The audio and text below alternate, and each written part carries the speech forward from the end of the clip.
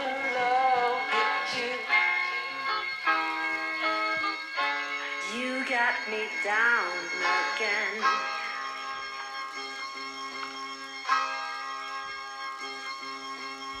City on 3, family on 6, 1, 2, 3, 4, 5, 6. Since basketball's invention in 1891, it has grown to be the most played sport in America due to its accessibility. All you need is pavement, a hoop, and a ball. Today, the National Basketball Association grosses $11 billion annually, and college basketball generates over $1 billion. Americans love sports because it encapsulates the most classical definition of the American dream. By your own hard work and dedication, you can be successful. In today's day and age where many aspects of the American dream seem to be lost, Division I in professional sports might appear to be one of the last meritocracies. It's kind of all I knew. I wasn't that good before, so just seeing the work I put in through the years to get better and better, it really shows. So whatever I could do to get to that pro level is what I'll do. In a perfect world, I become a professional, take care of my family, and just live comfortably, honestly.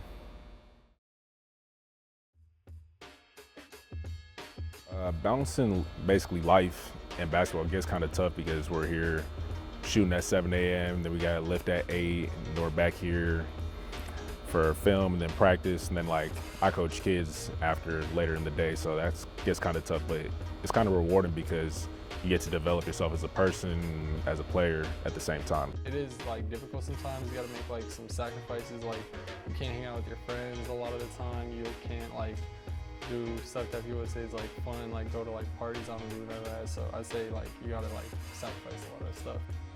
My job is to prepare them because the next person that invests in them, they're gonna invest a lot of money in them, and their job's on the line. They come to City College of San Francisco because they're missing something. Either they're not strong or big enough to go to the Division I school and get a scholarship, or they need to work on their grades. So a lot of it is just kind of getting them up to speed to get into that arena.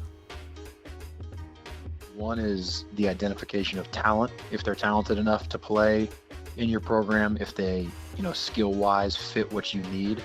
The second piece is academically, if they're a good student, if they're eligible, if they, fit what your university is all about from an academic standpoint. And then the third prong to recruiting is character. We want to make sure that the young men that join our program have the intangibles that we look for in terms of work ethic and teamwork and mental and physical toughness. We have certain characteristics that we look for kind of both on and off the court. As basketball's popularity grows, so do players' dreams of taking their playing to the next level. Of the roughly 900,000 high school basketball players, only 3% make it to the college level. Skill and athleticism are the baseline, but so is money. The recruitment process can cost up to $20,000, not including the coaching and tutoring it takes to get a player through high school. Despite this, hope remains for the most dedicated players. Spending 2 years playing for a city college increases a player's chance of playing at the Division I level to 14.8%. There have been almost 20 NBA players who have started their careers at the community college level, like the 6-time All-Star Jimmy Butler and the iconic Hall of Famer Dennis Rodman. But the question remains, how much of a meritocracy is this process?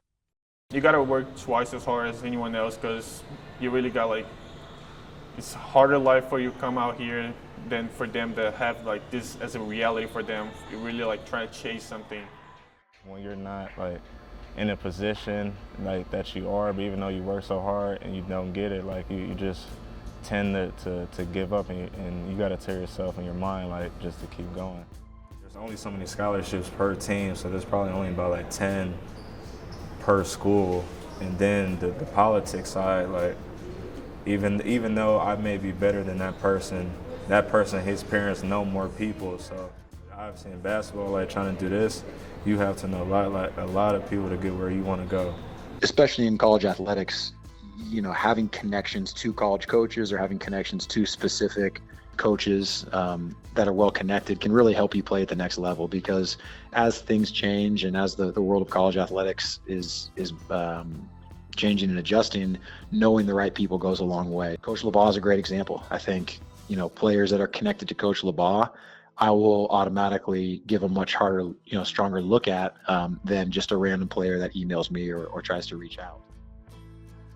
That's the best part about our job, is that we get to go watch these, student athletes move on, get, someone invests in them, they wear another jersey.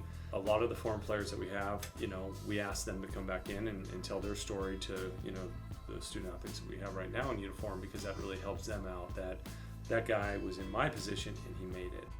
Coach LeBon and his staff do a great job of, truthfully, is recruiting to their institution. They do a really, really good job of accumulating the best talent in the state of California. And so they just walk into the gym with a lot more talented rosters than their opponents.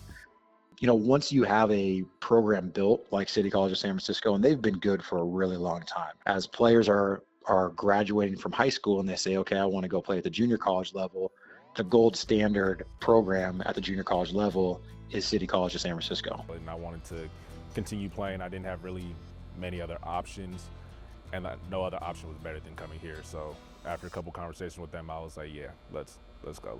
Let's hang up another banner.